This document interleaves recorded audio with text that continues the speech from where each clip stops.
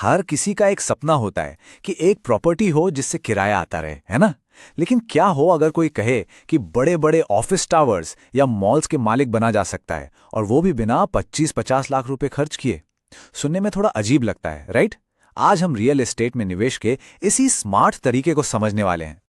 देखिए, सपना तो ये बहुत अच्छा है, लेकिन असलियत थोड़ी अलग है। प्रॉपर्टी खरीदने का मतलब है बहुत सारा पैसा, कानूनी झंझट और मेंटेनेंस का सिरदर्द। तो सवाल ये है कि क्या कोई ऐसा रास्ता है जो हमें इन सब परेशानियों से बचाकर सीधे किराए की कमाई तक ले जाए? चलिए पता लगाते हैं। तो चलिए सबसे पहले बात करते हैं संपत्ति की समस्या की। आखिर क्यों रियल एस्टेट में पैसा लगाना एक ऊंची दीवार चढ़ने जैसा लगता है? कहानी की शुरुआत ही इस आंकड़े से होती है। 25 लाख रुपए, ये वो पहली और सबसे बड़ी दीवार है जो ज्यादातर लोगों को रियल एस्टेट मार्केट से बाहर रखती है। और यकीन मानिए, ये तो सिर्फ शुरुआत है, क्योंकि पैसा लगाने के बाद असली खेल तो शुरू होता है। एक अच्छा किराएदार ढूंढना, फिर उसे मैनेज करना, प्रॉपर्टी की देखरेख का लगातार खर्चा, और वो कभी ना खत्म होने वाली कानूनी कागजात। और सबसे बड़ी दिक्कत, जब बेचने की जरूरत पड़े तो सही खरीदार के लिए महीनों, कभी-कभी सालों इंतजार करना पड़ता है। तो फिर इन सब मुश्किलों का हल क्या है? यहीं पर मार्केट में एक नया रास्ता खुलता है जिसका नाम है रीट्स। ये पारंपरिक रियल एस्टेट की समस्याओं का एक बहुत ही स्मार्ट जवाब हो सकता है। तो ये रीट आखिर है क्या चीज? चलिए इसे बिल्कुल आसान भाषा में समझते हैं। सोचिए, एक ऐसी कंपनी है जिसके पास बड़े बड़े ऑफिस, मॉल या वेयरहाउस जैसी कई प्रॉपर्टीज हैं।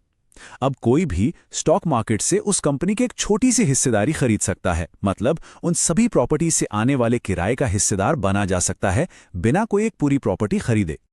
इसका मॉडल ना बहुत सीधा और ट्रांसपेरेंट है। कई सारे इन्वेस्टर्स से पैसा इकट्ठा होता है, उस पैसे से देश की बेहतरीन कमर्शियल प्रॉपर्टीज खरीदी जाती हैं। एक प्रोफेशनल टीम उन्हें मैनेज करती है, और कानून के मुताबिक प्रॉपर्टी से होने वाली कमाई का कम से कम 90% हिस्सा डिविडेंड के तौर पर इन्वेस्टर्स में बांटना ही पड़ता है। अब आता है सबसे दिलचस्प हिस्सा, आमने सामने की टक्कर। चलिए देखते हैं कि जब रीट्स का मुकाबला सीधे प्रॉपर्टी खरीदने से होता है तो एक इन्वेस्टर के लिए क्या बेहतर निकलकर आता है। सबसे बड़ा फर्क तो तस्वीर खुद ही बता रही है ना?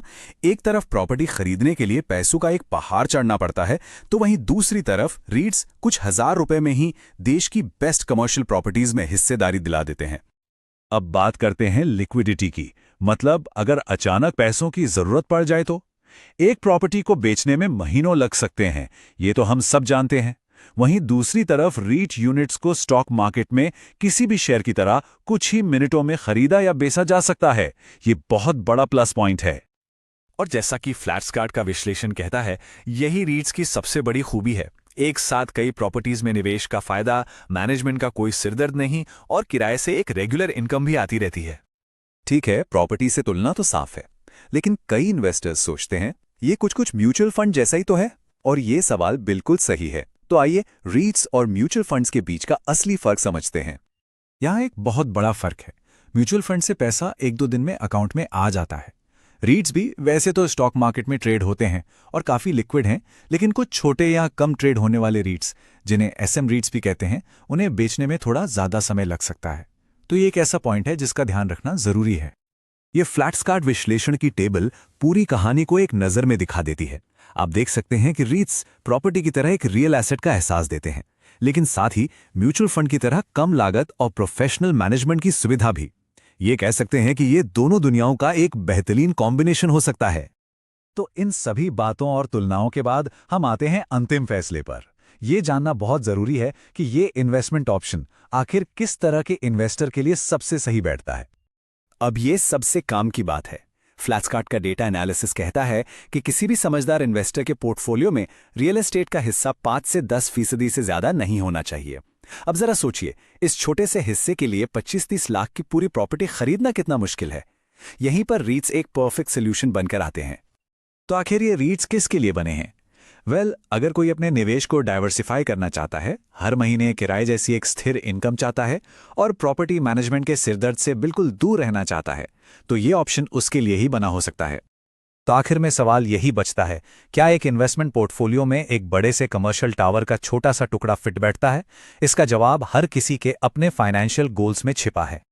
अगर आपको रियल एस्टेट में निवेश का ये नया नजरिया पसंद आया तो इस जानकारी को लाइक और शेयर करना ना भूलें। और हाँ, फ्लैट्सकार्ट को सब्सक्राइब जरूर करें ताकि ऐसे ही डेटा पर आधारित इनसाइट्स हमेशा मिलते रहें। और एक जरूरी बात, यहाँ दी गई सारी जानकारी फ्लैट्सकार्ट के रियल टाइम डेटा और विश्लेषण पर आधारित है, जो मार्केट की सिचुएशन के साथ बदल सकती है। कोई भी निवेश करने से पहले अपनी रिसर्च जरूर करें।